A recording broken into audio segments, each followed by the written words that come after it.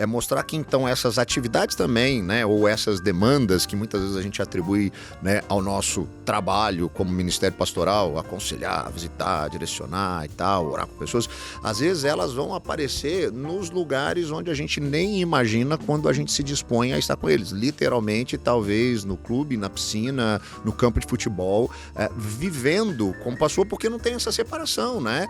Eu não deixo de ser, né?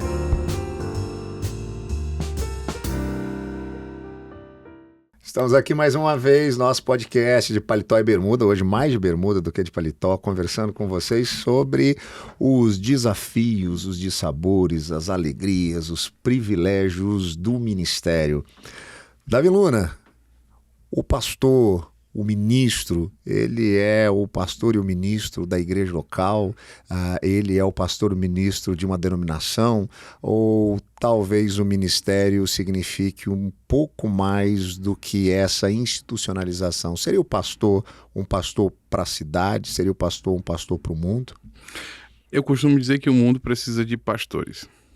Quando Jesus diz que não, para Deus não nos tirar do mundo, mas para nos guardar do mal, e para vivermos nesse mundo que foi criado por Deus, para o nosso deleite, que foi criado por Deus para que nós pudéssemos viver, a humanidade pudesse viver. Deus, Jesus, ele nos envia como ministros para o mundo inteiro. Nós somos ministros do mundo, nós ministramos o evangelho no mundo. Você simplesmente achar que o seu discurso, o seu objetivo é uma prédica semanal, em que você simplesmente se resume a pregar para crentes, é um reducionismo do ministério pastoral tremendo. Eu acho que essa coisa é um negócio que ele vem na cabeça não só do pastor, do ministro, mas do crente como um todo, né? Eu acho que isso diminuiu um pouco nos últimos tempos, mas a gente tinha, né, muito até aquela brincadeira, né, da gente falar, né, do mundo lá fora como se fosse uma coisa extraterrena, né? Isso. E não perceber exatamente isso, né, que Jesus diz para não tirar a gente do mundo, pediu para livrar do mal. Sim. Mas esse é o ambiente, né, o lugar que a gente precisa estar e que a gente precisa conhecer. E se a gente não conhece, né, as nuances... Eu vos envio para o meio de lobos, eu vos envio para o meio de pessoas que vão lhe fazer mal, mas eu vos envio para lá. Exatamente. Essa é a realidade, né? Entender que não tem essa separação, né? Que muitas vezes a gente traz para a vida da igreja.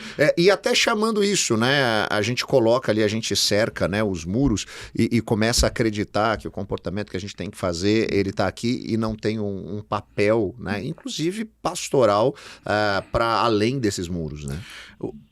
O pastor, ele sempre foi assim, e sempre precisa ser. Infelizmente, algumas coisas mudaram, a modernidade tardia e o individualismo mudou muito isso, mas o pastor, ele é o pastor da comunidade em que ele está.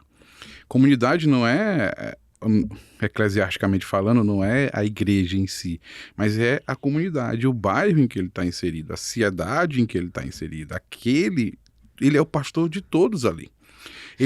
Isso é uma coisa bem legal que você está falando, porque assim, eu tive uma experiência recente nesse sentido. A gente tem um grupo de amigos, né, no prédio onde a gente mora, que, né, a gente está lá às vezes junto com os nossos filhos em momentos de lazer no prédio e tal, e a gente acabou criando uma certa amizade, e a grande parte desse pessoal são várias famílias, todas elas que não tem nenhum comprometimento ou entendimento em relação à igreja, e isso, né, acabou se tornando inclusive uma oportunidade. Então eles sabem do meu ofício pastoral, então no começo tinha até uma brincadeira com isso, né, porque no meio, né, a gente tinha gente de várias áreas e eu me tornei então lá a autoridade eclesiástica, essa era a brincadeira. Então todas as vezes, mas o que a autoridade eclesiástica acha sobre isso?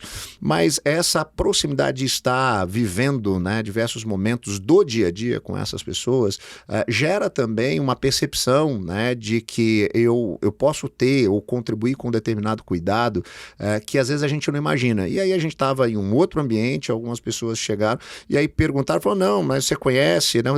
Ele é nosso pastor. E eles me apresentaram como pastor. Sim, claro. Eles nunca foram na minha igreja, eles não têm ainda um entendimento muito claro, mas eles olham, né, para aquilo que eu enxergo, a maneira como eu enxergo algumas coisas, falo com eles, e traz esse universo, né, pastoral, ou talvez a leitura a partir do evangelho do mundo à nossa volta para a vida deles. Então eles enxergam isso. E na primeira vez que o cara falou isso, eu estranhei, falei assim, como assim? sou seu pastor se você não está na minha igreja, né?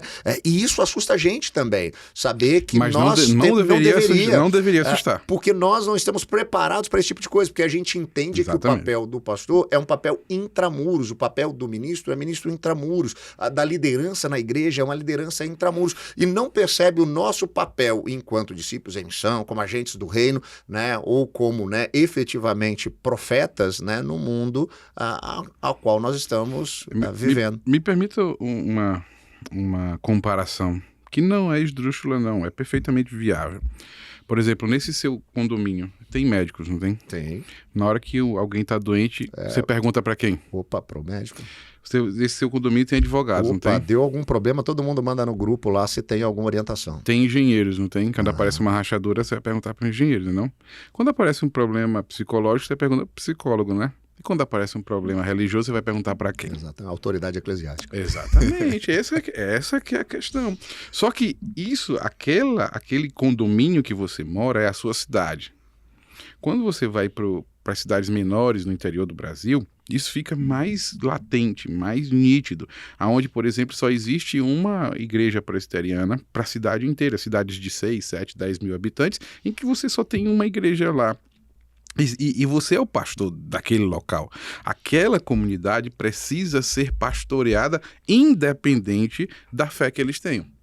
Nós não estamos falando de salvação aqui, não é salvação, não é a questão de crer ou deixar de crer, é de ser pastoreado. Porque essas pessoas, elas têm demandas, né, que tem a ver com o aspecto pastoral, né, de aconselhamento, medo da morte, claro, de divergência, de problemas nos relacionamentos familiares, com pais, com filhos, né, que carecem, né, desse cuidado, dessa orientação, desse aconselhamento que tem o viés pastoral. Quando Jesus disse para os discípulos assim, ide de graça porque de graça vos foi dado, é isso que ele está falando.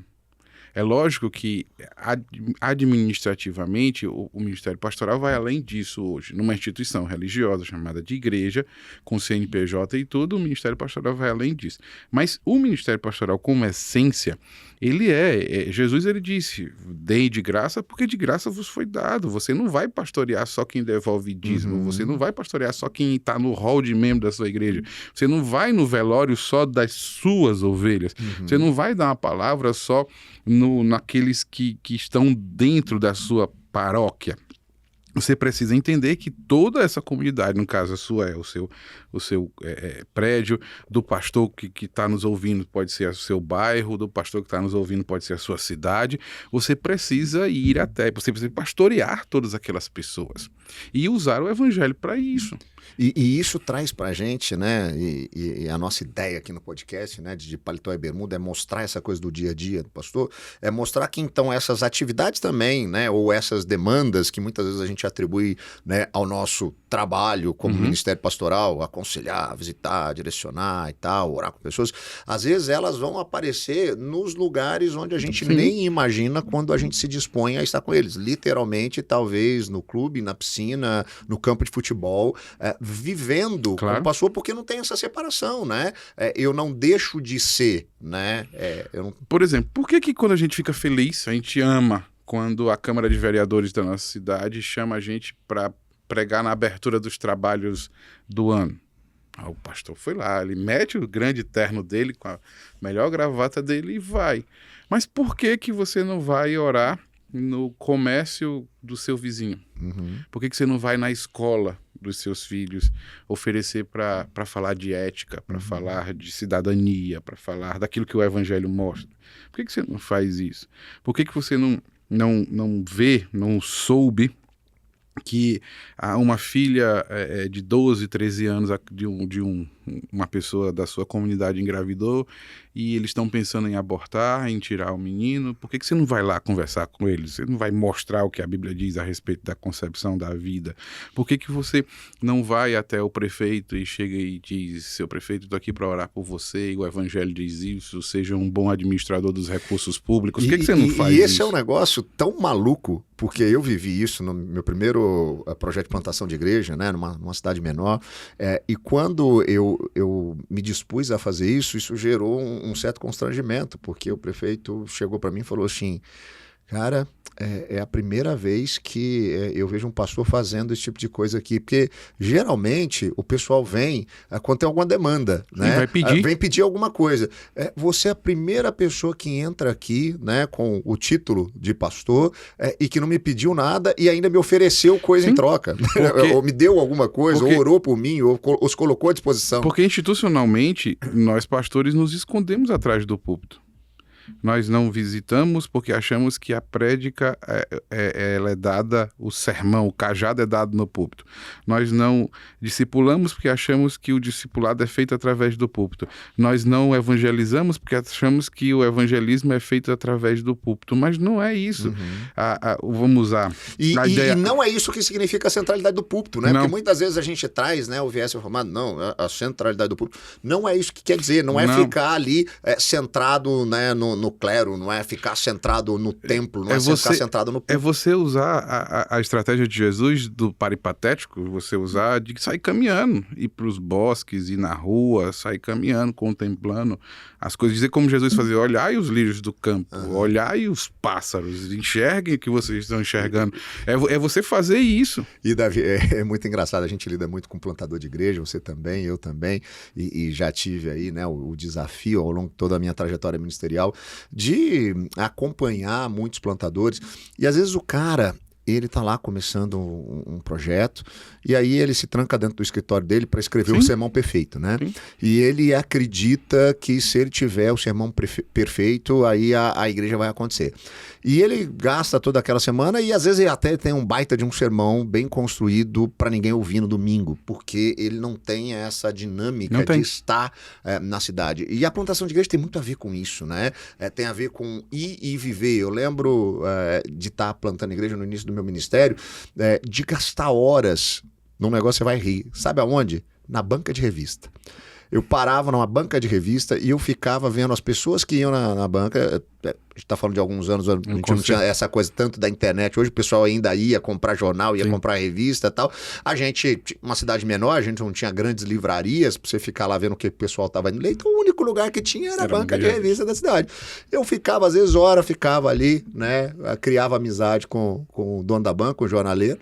E ficava vendo as pessoas, o que elas estavam buscando. E aí você vai conseguindo analisar um pouquinho das demandas, das necessidades, né, de cada uma dessas pessoas e até criar, né, alguma conversa, né, para poder se aproximar de alguma maneira, a partir dessa relação, trazer, né, as realidades, as verdades, né, transformadoras do evangelho para aquilo. Né? Mas aí é que tá. Bem aí tem um divisor de águas. É de que todo pastor... E aí, eu acho que na intimidade nossa aqui, que não vai ser tão íntima porque todo mundo vai ver o que a gente está dizendo, mas na intimidade nossa, uma das coisas que Bart sempre escreve para nós é de que a gente tem que andar com a Bíblia do lado e o jornal do outro. Exatamente. A gente tem que entender das coisas. O pastor não é um alheio. O pastor não, nós não somos da Reforma Radical, nós não somos herdeiros da Reforma Radical, dos Hampshires, dos Quakers, que simplesmente todo mundo enclausurava e dizia assim, não, é isso aqui e acabou, o que está lá fora é errado. Não, é o contrário. Deus criou o mundo, Deus fez o mundo para que nós pudéssemos viver nele. E o evangelho precisa ter, e o pastor precisa fazer análise da forma como o mundo vive hoje, como o mundo se porta hoje, e essa análise precisa ser feita à luz do evangelho. E esse era o viés profético do Antigo Testamento. Sim, ele pegava a Torá e aplicava a Torá no meio do povo e dizia, se vocês fizerem isso, a bênção é essa, se vocês deixarem de fazer, a maldição é essa. E o pastor precisa fazer desse jeito. Precisa fazer. A Bíblia diz isso, é isso que o Evangelho nos diz. Se vocês obedecerem, a consequência é essa. Se vocês desobedecerem, a consequência é essa. Só que para que ele tenha essa palavra profética, para que ele profira essa palavra, ele precisa entender de um pouco, de tudo um pouco. Ele precisa ler de tudo um pouco. E conhecer o seu tempo, porque senão ele corre um risco, né? E isso eu vejo muito nas igrejas, de até ter boas respostas, vamos dizer assim, né? Porque o cara tem uma boa teologia, reflete teologicamente até de maneira adequada, e aí ele tem boas respostas, mas para pergunta que ninguém está fazendo, que não é o questionamento de ninguém, né? Enquanto a gente encontra por aí pessoas, né, com reflexões equivocadas, vamos dizer assim, né, com a má teologia, mas se ele está respondendo os questionamentos, as demandas, as necessidades, as tendências, né, do nosso tempo, ele vai ter um alcance muito maior. A grande pergunta pergunta é por que nós não podemos, né, usar essa boa teologia, trazer boas respostas para o questionamento das pessoas de hoje, né? E outra coisa, teologia sempre foi feita a partir de busca por respostas, sempre foi. Quando você olha para todas as teologias que foi feita, quer seja na Idade Média, quer seja na idade na era apostólica ou pós-apostólica, quer seja na Idade Média, quer seja na Reforma Protestante, quer seja no próprio liberalismo teológico, quer seja em todas elas, todas as teologias foram feitas em busca de respostas para questões do mundo. Por exemplo, hoje em dia é que a gente se esquiva disso. A gente se esquiva, por exemplo, no Renascimento, antes da Reforma Protestante, no Renascimento, o cristianismo vivia das artes. Eu não estou falando do catolicismo romano, mas o cristianismo, como todo, já existiam duas igrejas, a oriental e a ocidental, a romana e a oriental, e eles viviam muito das artes. Bom ou ruim, quem institucionalizou um canto ruim congregacional gregoriano foi o cristianismo. Bom ou ruim, as maiores peças de artes plásticas que existe hoje na Itália é do cristianismo. As peças musicais que se tornaram o que hoje a gente chama de música clássica, eram cristãs.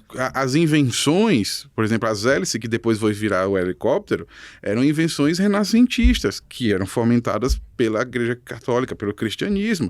As invenções de Copérnico, as invenções de grandes cientistas que foram descobrir gravidade, que foram descobrir de que não era o Sol que girava em torno da Terra, mas a Terra que girava em torno do Sol, que são as bases para toda e qualquer ciência hoje, foram fomentadas e financiadas pela Igreja Cristã. O que acontece? A Igreja abandona isso. A Igreja abandona isso. A Igreja, você tem Rembrandt, você tem Huckmacher, você tem grandes pensadores, você tem Doiver, você tem o próprio Abraham Kuyper, mas hoje em dia a Igreja Cristã abandonou as artes. Não existe mais artes plásticas como de Rembrandt, não existe mais artes políticas como de Kuyper, não existe mais artes cênicas, não existe mais isso. Não existe... A ideia de não refletir, né, aquilo que está fora da, entre aspas, teologia, como que a teologia... É de ver o mundo, de dar uma resposta para as coisas que existem no mundo. O que são as artes? As artes são consequências de uma experiência. O que são os salmos? Os salmos são consequências de uma experiência da humanidade com o seu Criador. Hoje você não tem mais isso, até na própria música, entre aspas, gospel, cristã, é uma porcaria. Por quê? Porque não são mais frutos de experiências, são feitas para vender, são feitas, existe um molde, e encaixou nesse molde vezes, dura e pronto, minutos, acabou-se. O que acontece? Sobe uma oitava e vai. Hoje, por exemplo, as pessoas não conseguem olhar para os irmãos Wallace, que quando criaram Matrix, a primeira, a segunda, a terceira, a quarta joga fora aqui. Presta não. Mas os primeiros Matrix, as pessoas não conseguiam fazer a ideia dentro de um conceito, vamos dizer assim, de natureza, de natureza divina dentro de todas as pessoas, de entender que ali é a busca por um Messias, a busca por uma pessoa. Mas teologicamente as pessoas não conseguiam explicar. Você pegava um teólogo e para fazer um contraponto daquilo que eles... Ou elas, agora são elas, né? Naquela época que eles fizeram, eram eles, né? Os antigos irmãos Wachowskis, que agora são irmãs Wachowskis. Exatamente. Que eles tentaram dizer que toda a humanidade carece de um Messias, toda a humanidade precisa de um Messias. Não apareceu um teólogo para bater na mesa e dizer, nós temos esse Messias, nós temos esse Messias, que é o que Paulo faz. É o que Paulo faz quando ele chega lá no Areópago, ele chega e diz assim, vocês aqui adoram esse monte de gente aqui, mas está aqui, ó, esse que vocês é esse que bate na mesa e diz, nós temos esse Messias, esse Messias existe. Ao contrário, existe regulamentação de 1600, 700 em carne de porco, que proibia os crentes de ir ao cinema. Era proibido os crentes ir ao cinema porque era aquela velha ideia do profano, é profano. E existe aquela ideia das artes sacras. E o catolicismo criou muito isso. É das artes sacras e que nós herdamos na nossa matriz, no nosso imaginário romano, nós brasileiros herdamos muito isso. E aí a gente não consegue. Por exemplo, um pastor não consegue explicar para uma ovelha por que ela não pode assistir BBB. Ele não tem isso, ele não consegue explicar. E eu não preciso assistir BBB para dizer que é errado. Uhum. Eu não preciso assistir, mas eu preciso ter na resposta do que é. Eu vou... Aí ele não sabe o que é o panótico que vai gerar o BBB, ele não sabe quem foi Michel Foucault, que escreveu Vigiar e Punir, que escreveu a Microfísica do Poder, tudo baseado no panótico, que vem dos holandeses, que vem da Edemol. Ele não sabe isso. Ele não sabe que aquilo ali é feito para manipular a própria população.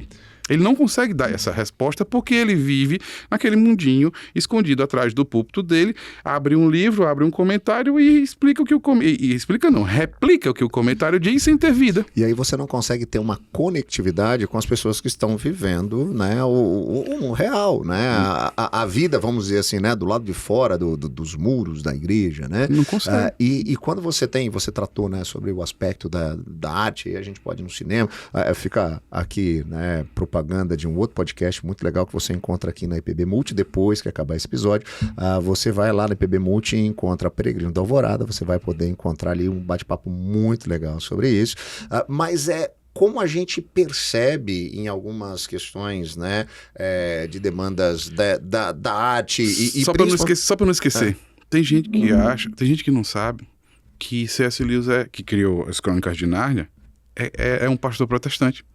Tem muita gente que não sabe. Tem gente que não sabe que J.K. Tolkien... O Tolkien eu acho que mais ainda, né? Que inclusive é atribuído, né? Muitas vezes quando o pessoal fala, isso aí é aquela coisa do mal. Isso, né? Tem gente que... Eu lembro que quando o primeiro Senhor dos Anéis foi ao cinema, né? E a gente não conhecia os livros, e eu ouvi diversos pastores, né? Demonizando, né? É um negócio demoníaco que está tomando conta, né? Então, uma forma de falar do evangelho. Não se rendam a essas questões demoníacas. Porque tem elfos, tem esses seres mitológicos, né?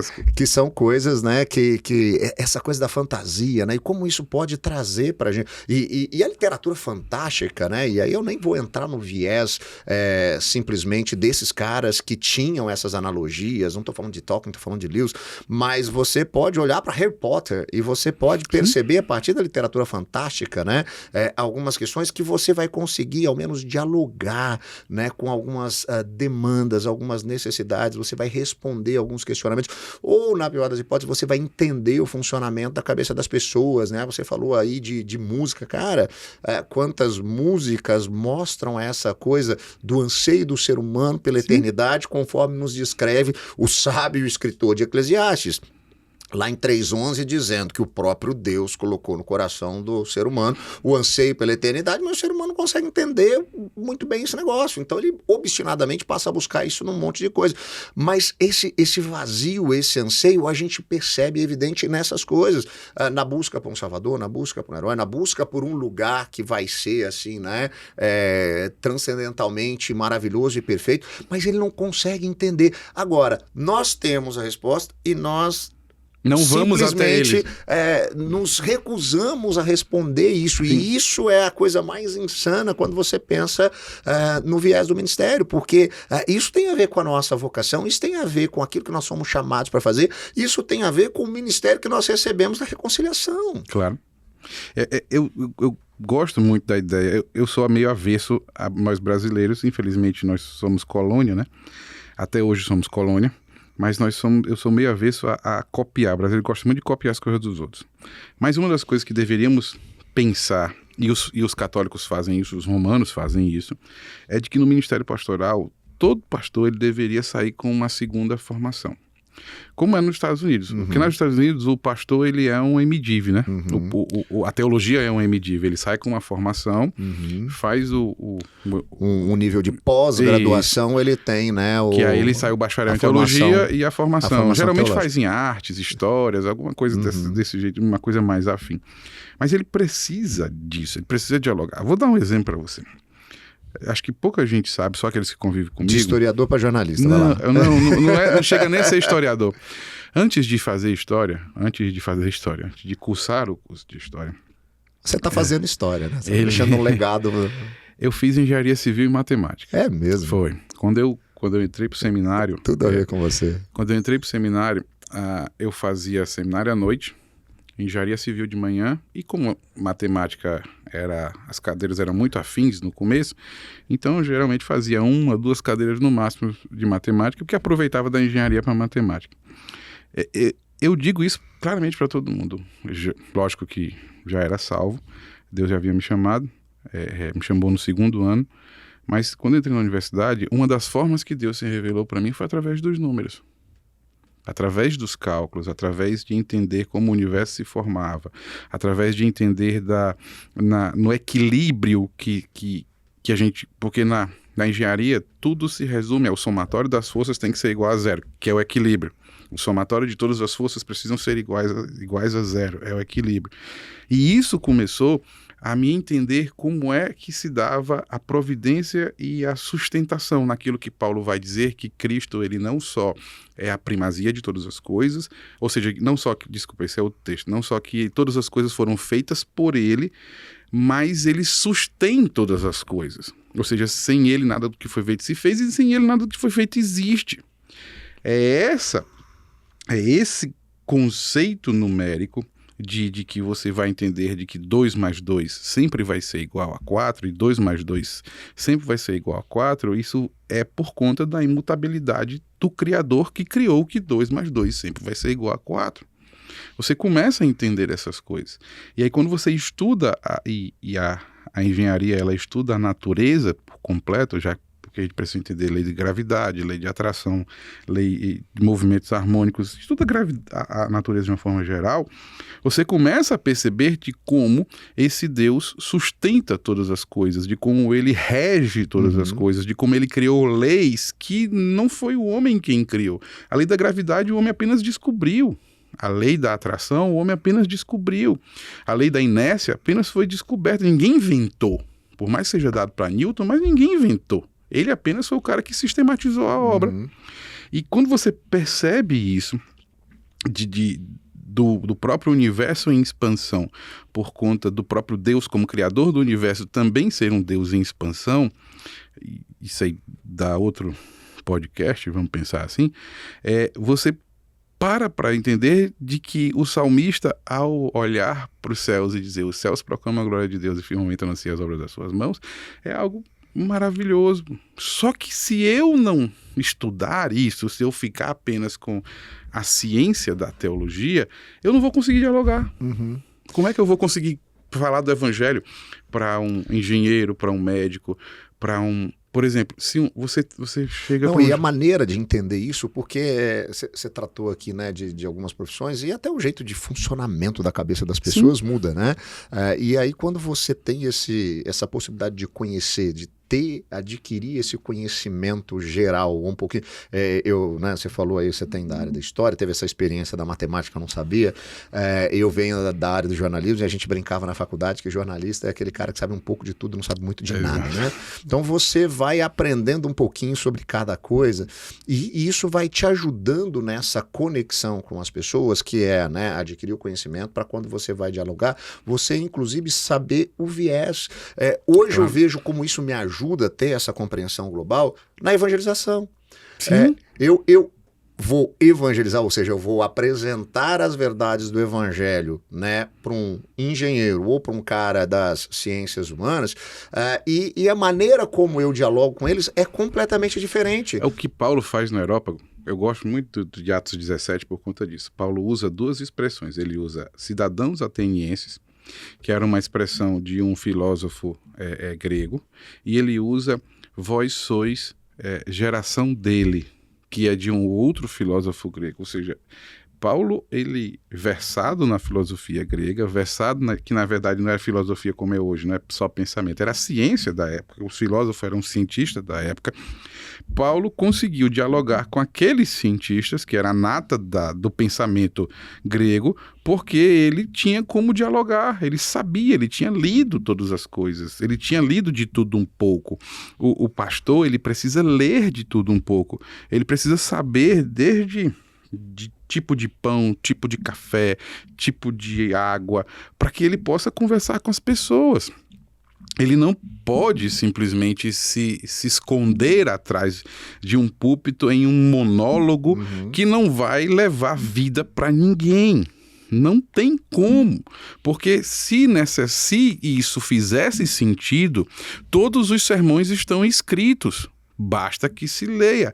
Nós, como teólogos, usando até uma ideia da treliça e da videira, nós como teólogos no púlpito, a nossa parte da teologia é aplicação.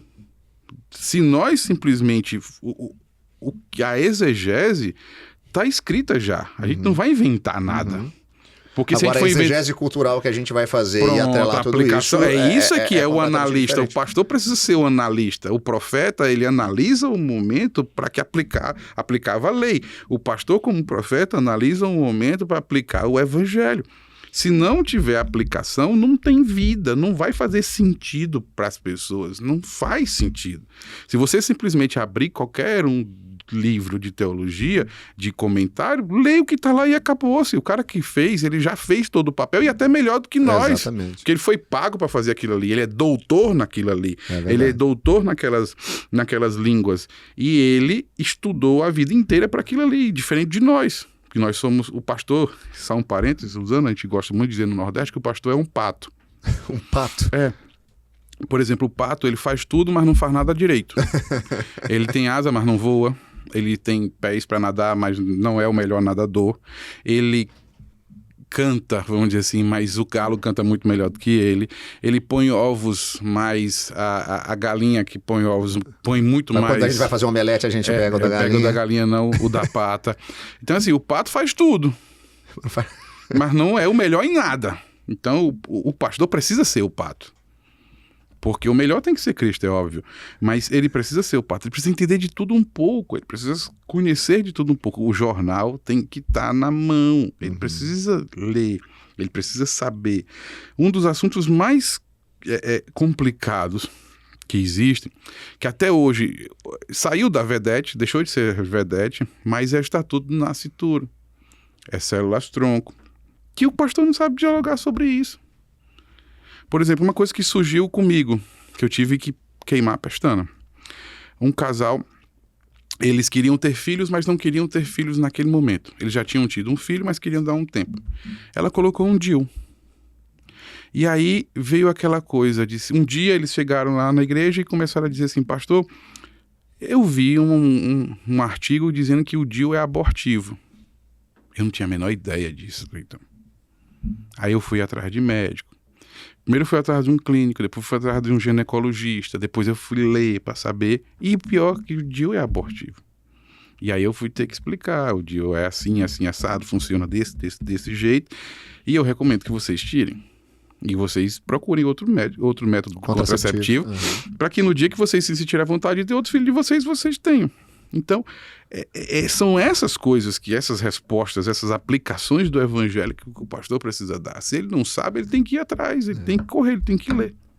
E a vida do pastor é essa, de paletó e de bermuda, lidando com esses desafios e conhecendo essas demandas e essas necessidades. É isso que a gente tem conversado aqui no nosso podcast e convido você a continuar com a gente nos próximos episódios, porque tem muita coisa boa, muita coisa desafiadora pra gente ainda conversar. Não é verdade, Davi? Com certeza, a gente tá só começando, existe ainda a multiformidade do Ministério Pastoral, é o que nos dá a graça de podermos conversar a respeito dele. Um abraço a todos.